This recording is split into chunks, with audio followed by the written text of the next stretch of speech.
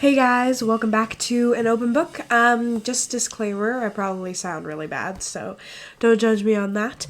Also, don't think about my brother and his friends ziplining in the background. Just don't bother. It's not that big of a deal, and it's not going to affect, the quality of the recording much. I mean, there'll probably be some background noises and all that, but it's not holy cow, that bad. Anyway, guys, we are at 92 followers on Instagram, and I am so happy because you guys did the best thing ever and decided to follow me and support my podcast and be amazing. And so I know that you probably didn't think of it as a big deal. It's just one follow, right? Well, no, it isn't. Each and every one of you count. When I get to 100 followers, which hopefully I will, I am gonna put out a little surprise, maybe. It'll be cool to everyone, but maybe it'll be cool to some people. Maybe it won't be cool at all, but it's always really super fun to, oh my gosh, give out cool stuff and talk about cool stuff and give people good ideas and all that.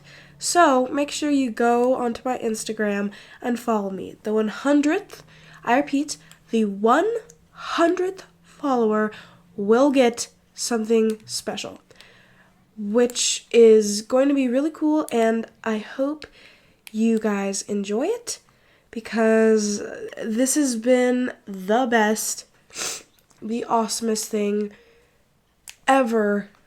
So thank you so much, and remember, I will always be here. I am not going anywhere for a long time, so hit that 5-star review button in iTunes, Stitcher, or Google Play. Write me a cool little review up in there.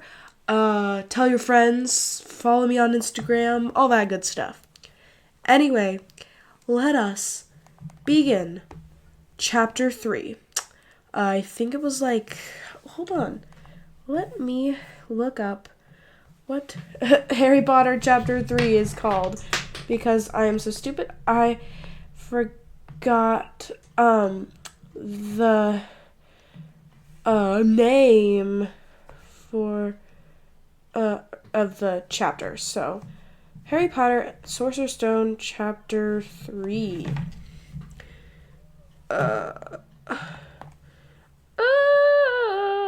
What is it called? Please tell me what it's called. Called. Meow. Doop doop doop doop. Okay. Okay. I knew it was about letters. Okay. Now let's get into Harry Potter and drum roll. The letters from no one. Okay, so before we begin the recording, I just wanted to let you know that if you ever come across this, what was it, Kellogg? I don't remember, but it's this delicious muffin mix. It's blueberry muffins, and I've never really been a fan of blueberry muffins. I know, yes, gasp! Oh, sorry, but it's just never been a thing of mine, and I can't really do anything about it, so live with it, people. Anyway, but my mom somehow found these freaking, oh my lord, I'm so sorry about that. But my mom found these, oh my lord, delicious muffins. And I'm not really usually a fan of blueberry muffins, but this time she knocked it out of the freaking park with these. I was so happy. You normally can't find anything for me, but she did. I love you, Mom. Do it again, please. Do it for me. I need this. Anyway, what are you guys munching on? let me know in my Instagram post, my next Instagram post, and I'm going to finish this muffin. Oh, my Lord. So, just be warned, this is going to be a very, very, very spoiler-filled episode. So, yeah. So, watch out for that. So, we're here where Harry is after the little snake incident. He was stuck in his cupboard until summer, and Dudley had been fooling around and messing stuff up. Harry hated the holidays, because he was stuck with the Dursleys for 3 months, but Dudley would be going off to Uncle Vernon's old private school, Smeltings, so he didn't have to worry about him. One day in July, Petunia leaves Harry and Mrs. Figgs to take Dudley shopping. Mrs. Figgs didn't like her cats quite as much as before because she had broken her leg tripping over one of them, and so she let Harry watch TV and eat cake. Granted, the cake was super old and stale, but it was cake nonetheless. Later that night, Dudley gets back in his new uniform and smelting stick and knocks stuff around and hits people. The next morning, Harry is eating breakfast when he is asked to go get the mail. There are 3 envelopes. One, a postcard from Dudley, or from Dudley's dreadful Aunt Marge, something that looked like a bill, and a letter for him. Harry wasn't expecting a letter because he had never gotten one in his life from any institution, friend, he didn't have any, or family member. Also, nothing to report. Harry stupidly walks into the living room with it, and Dudley notices. Okay, so I've got a bone to pick with you, Harry. So, I don't really understand why you don't understand that, you see, if you walk into your living room where all of your family members are with a letter, and you don't normally get letters, it's gonna be somewhat, I don't know, noticed by your family members. I mean, like, come on, kid, you've got to understand that that's like first grade level learning. But, you do you, and I can't really tell you what to do, can I? But I really, really feel bad for Harry because I've done this so many times where I get something and I don't go into my room and I don't open it right then and there when they deliver it to our house. I wait stupidly until I get into like our living room or our kitchen, and then Mom's like, "Oh, don't open that! Don't open that!" Granted, it's usually on my birthday, so I probably shouldn't be opening stuff, but hey, I can still do what I want, can't I? Like, it's a free country. Your daughter should be able to open her presents whenever she freaking feels like it. Shouldn't it be true? But no, it's not true because my parents won't have it. If you won't have it, then I'm gonna have some problem. We're gonna have some beef. And my favorite motto, or my favorite saying, my motto actually is, Abby, ditch the beef and eat some chicken. Yeah, it's in the words of Cardi B, by the way, I forgot to mention that. But I don't think it was a very good idea for him to just like go in there and give it and like show it off like, hey, I got a letter. I don't usually get letters, so this is really cool that I got a letter. Like, that's not out of the ordinary at all. It's just gonna be like a normal letter from a relative. Oh wait, I don't have any. Oh wait, then what else would it be? I don't know. Maybe a letter from Hogwarts? I don't know really, but seems probably the best option. For what else would you get it for? And for those of you that don't know, Hogwarts is a school that Ron, Harry, and Hermione go to learn how to be witches and wizards. And I'm trying to remember who was Dippet the headmaster before Dumbledore? I think he was, because okay. So Dippet, not Dibbit. Dibbit. It's Dippet, not Dibbit.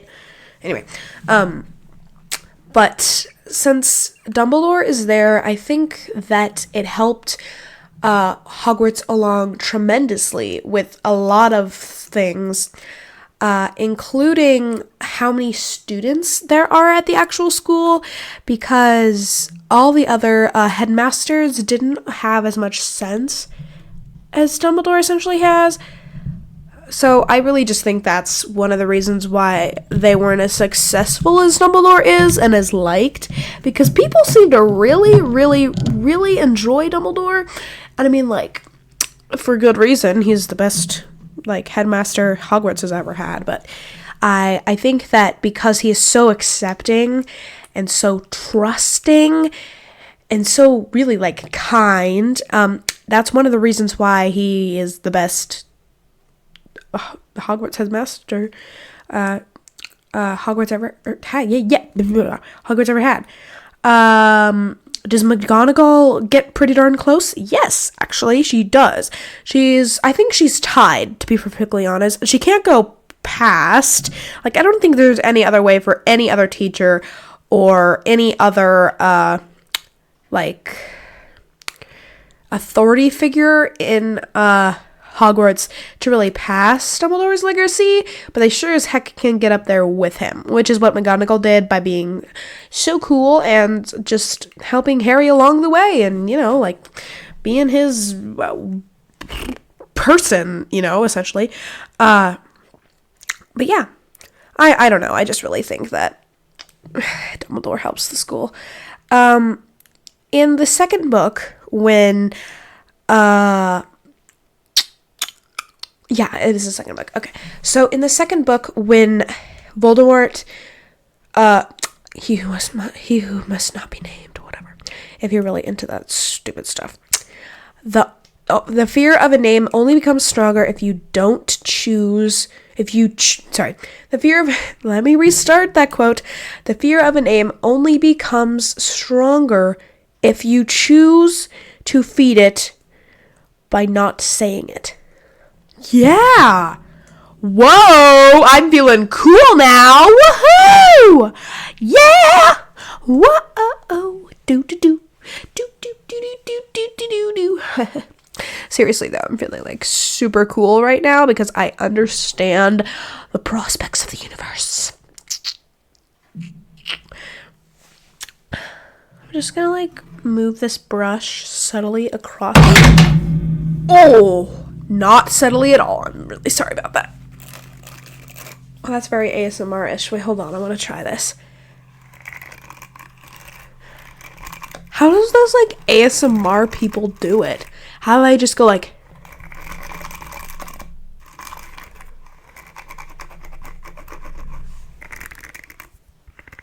Or like, just, like, the mic scratching, you know, like...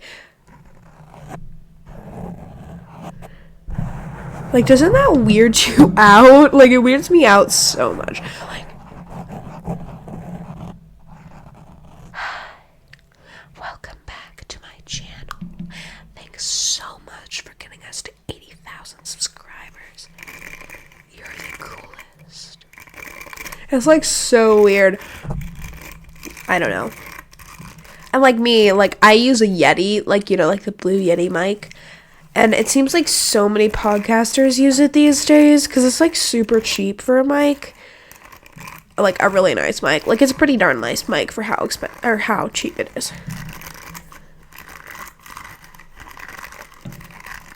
I'm so sorry that I'm being, like, an ASMR creep. But, like, I don't know. I really enjoy this part. I think that if you're listening to this while you're falling asleep, you might like the next part that is going to happen. So, welcome to a new ASMR, one and only, first time and last time, exclusive experience by Stella. So, welcome to the ASMR experience. So, sit back, relax, and let us begin. I feel so cool right now. really hope I don't sound like an idiot.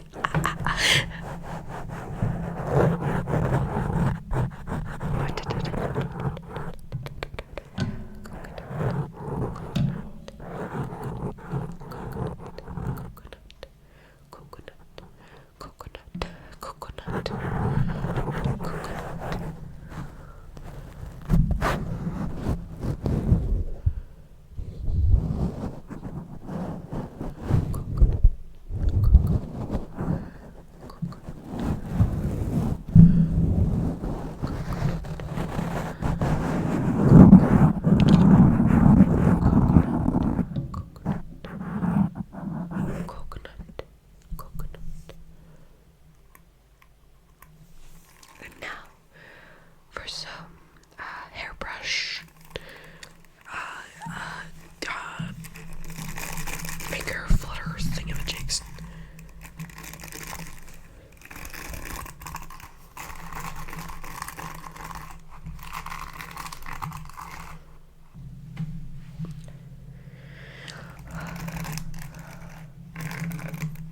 Any of you guys that actually enjoy this, I don't have an ASMR channel, and you can subscribe to this amazing talent.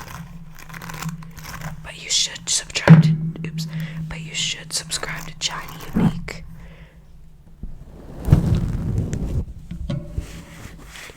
Because she's the bomb.com. And you should really, really try, because she's got some really cool stuff. And I think I've fallen asleep to her once. I'm so cool with my ASMR stuff. I'm gonna use my pop filter, or my mic cover, as an ASMR prop. So, I just licked the mic. Gross. I was trying to do an L, and my face is super close to the mic, and I was doing the L motion, you're L, and I freaking licked the mic. Now here is, oh my gosh, here is some cool oh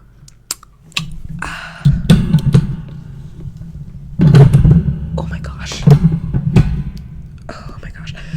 now here is some super cool mic cover smushing.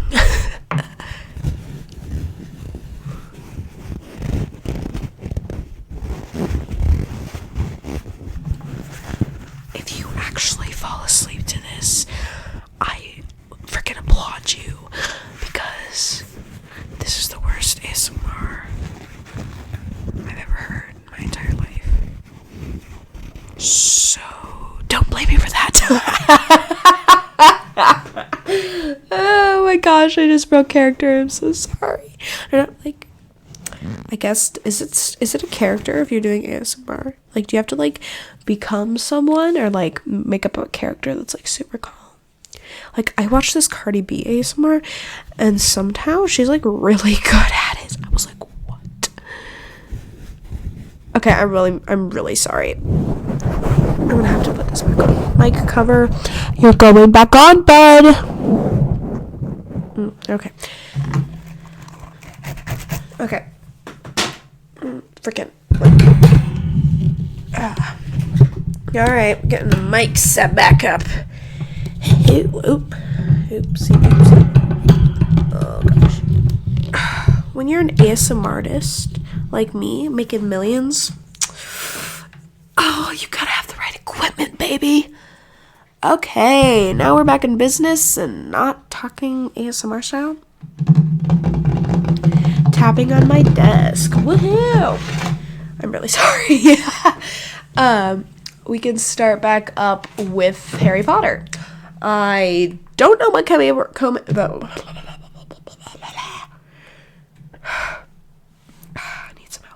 what came over me and why I decided to do that, but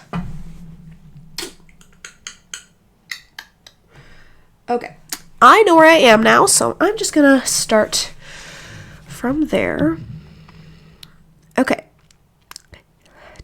Let's just start from Harry got a letter, and he took it into the living room, and Dudley notices. He alerts his dad, and Harry gets the letter grabbed from his hand and read by his Uncle Vernon. Uncle Vernon reads the letter and goes white. He shows it to Petunia, and they have a scuffle with Harry and Dudley trying to read it. Vernon checks Dudley and Harry into the hall, and Petunia and Vernon have a heated discussion on how they do not want Harry to go to Hogwarts. Well, they don't say it out loud, but that's exactly the reason they get all creeped out and scared and, like, have this giant discussion and don't let Dudley and Harry see it and all that stuff. But I've also had this feeling that there is, I don't know, like something more sinister to Vernon not wanting Harry to go to Hogwarts. Like how hard he would try to stop Harry from going to Hogwarts if Hagrid wasn't there. And if he would actually, like, do something really crazy and, like lock him in his bedroom and bar up his windows. Oh, wait. He already did that. You can't get any creepier than that. I'm really sorry, but you can't. And I think that was the second book, right? It was the second book, I think. Yeah. Anyway, it was the second book. And Vernon literally traps Harry inside of his room and, like, barricades the windows with, like, bars. And it's, like, insane. Like, he tries so hard to keep Harry in. It's... yeah, it's... wow. Vernon is... wow, I'm really sorry you had to hear that. But Vernon is... just...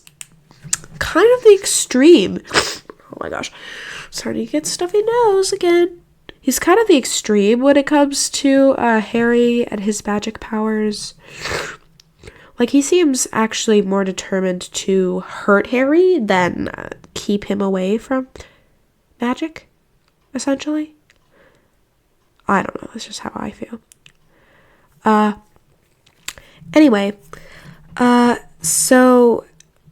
when Harry got his acceptance letter, Vernon and Petunia freak out and they don't want him around that stuff. So technically, Vernon and Petunia don't want Harry to go to Hogwarts because they want normalcy. But you know you can't stop Harry Potter.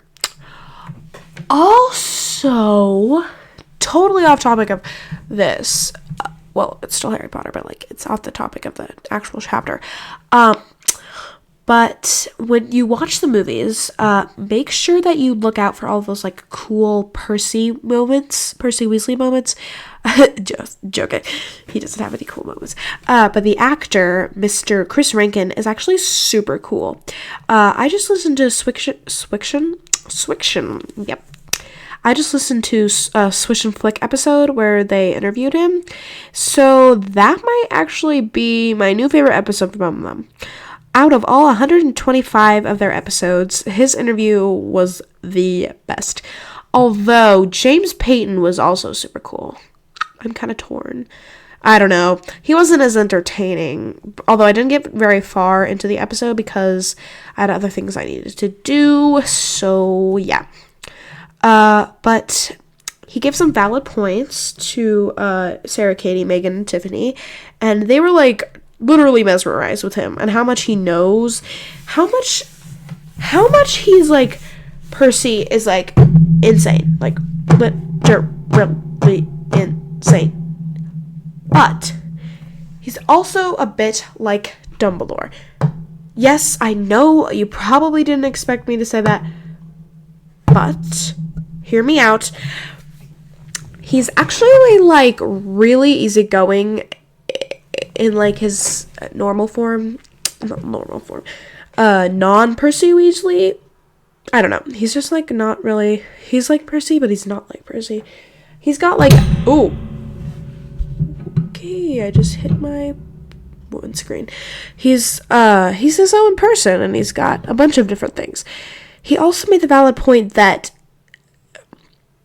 just because you study a lot doesn't necessarily mean you're so smart, and also, Mrs. Weasley always gives, like, Percy a bunch of compliments, whereas she's always already saying, like, she's not really giving any compliments to the twins. They already have their own way. They already know where they're going. And it seems to me like Percy doesn't, and they're trying to help him along. And he's so black and white, and his views and stuff. I don't know. That's just, like, my idea of it all. I don't know.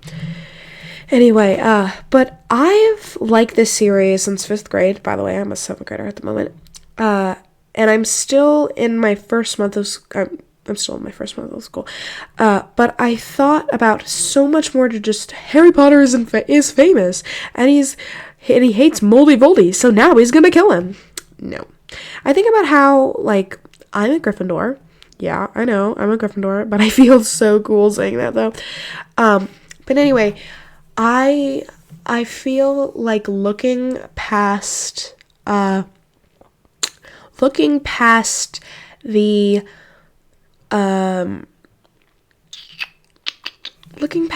exterior in a character, looking past the all the things they portray and the image that they put out in front of the world, even if it's not like a real world, but they put it out in front of their friends, and I really like to try and break it down. Basically, what I'm saying is I like to try to imagine what they'd be like if they were more vulnerable, because you don't really find a super vulnerable Harry or Ron. You do find a vulnerable Hermione, that is definitely true, but usually you don't find a super vulnerable Harry or Ron. They're pretty guarded. They're not as open as Hermione is. And emotional and really girl-ish, because she's a girl. But yeah, that's really just my view. And I really agree with Chris when he says that Percy definitely needed a push. He probably couldn't have gotten where he is now by himself. So, I don't know. That's just what I believe, and if you don't believe the same as me, well, then it's not a big deal. I don't want to fight on it. I have gotten some rude Instagram DMs about, like, oh, you're just a little kid. Why are you making a podcast? No one's gonna want to listen to it. Yeah, well, I've got almost 500 downloads, 400 downloads, so... funny story. Anyway, she's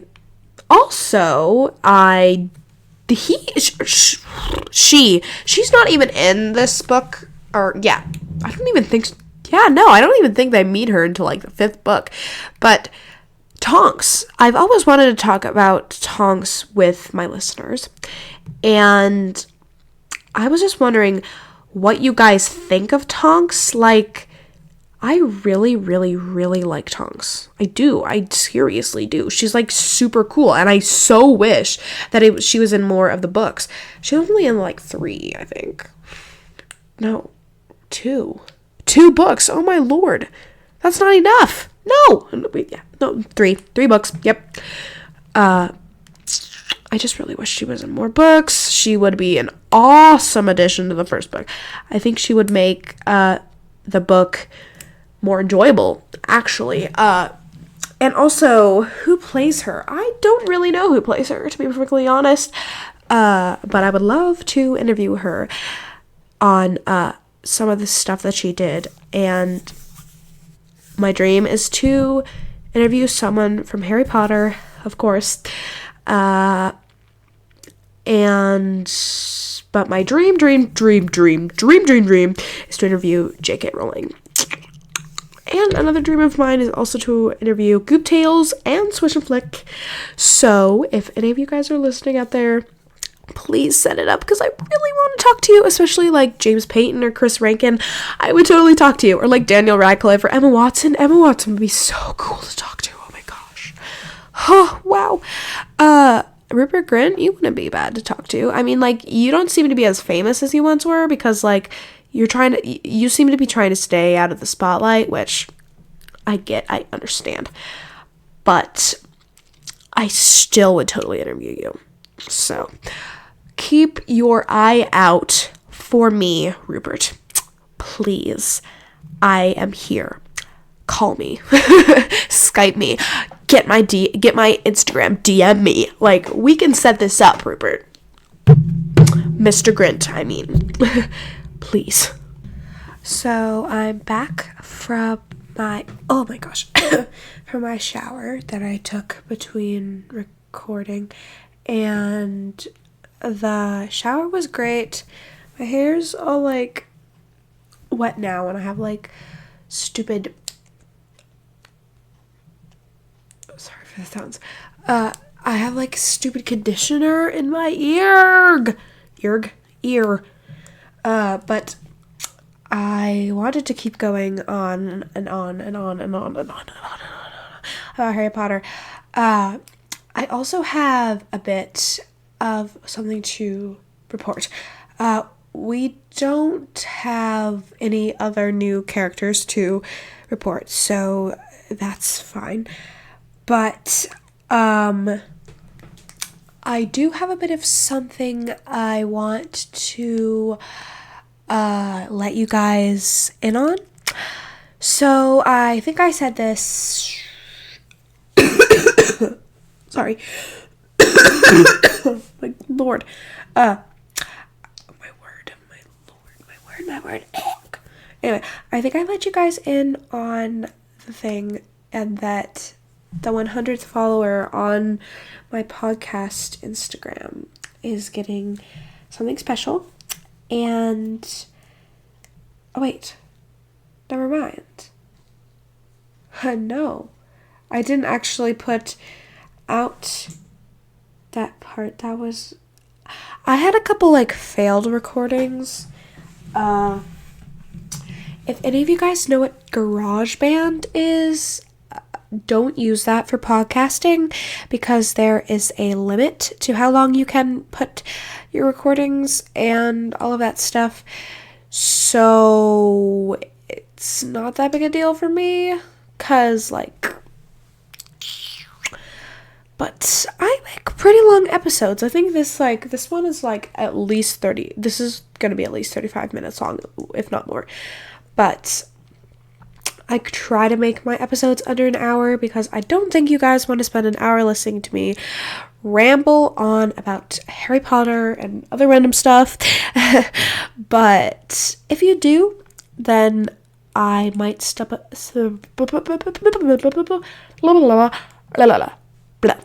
I might set something up where you can get exclusive stuff if you like pay a monthly fee or something. I don't know. I really have no idea what's gonna happen. I'm literally 13 years old. I don't really know I don't really have enough money to pay for like Patreon. Isn't that it? Yeah. I don't really have enough money to pay for Patreon, because I already paid $10 for 4 months. I get the first 3 months free. 4 months of premium. And then my parents pay for my Podbean subscription, which is good, because I need that Podbean subscription. But other than that, I don't really have that much money to spare. I don't even know. Like, I think I'm like $15 at the moment, I think. I don't know. I have like this big giant jar, and my parents still haven't paid me my allowance yet, so that could be a factor. But yeah, so I kind of want to share with you, I do want to share with you what you will be getting if you are the 100th follower. So if you decide to follow me at an open bookcast on Instagram, if you are the 100th follower, I think I'm just gonna like shout you out and just write you a cool little list about you being super cool and that cool stuff. So I'm looking forward to that. I might like send you a cool thing in the mail. I don't know, probably not. I'm not gonna be that creepy, because I'm not gonna just reach out to you and be like, hey, what's your address? Because I don't think anyone really trusts anybody online, which is fine. I don't really mind that much, but I am super duper duper excited. Uber excited, like shooting up to the moon. But if you ever get super bored, make sure you come on over to me, because I am the when you are bored queen. Hold on, let me cough.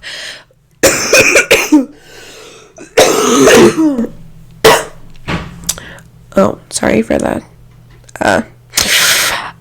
My dad just slammed the door in the background. I'm really sorry about that. He was closing the door because I think he had to go yeah, we have chickens, so obviously he has to go put them away. Anyway, who really cares about that? But make sure if you get bored, you can go and find me in a bunch of different podcast directories. So you can find me on, let's see, where's my list? It's on my wall somewhere. I have just so much stuff on my wall. Can't find it. Oh, there we go. It's on my mirror. Podbean, iTunes, Radio Public, TuneIn, Podcast Addict, Breaker, Pocket Casts, Overcast.fm, Stitcher, Acast, Castbox, Google Play, and I think there's like a couple more. Anyway, make sure you do that. And do I really have anything else? Oh, I'm pretty sure that I might interview my mom. That's super weird, but I'm planning on it. So, watch out, Mama. You're going to be on the next episode, I think. Thanks for listening to An Open Book, guys. Goodbye and good night. It's 8:22 p.m.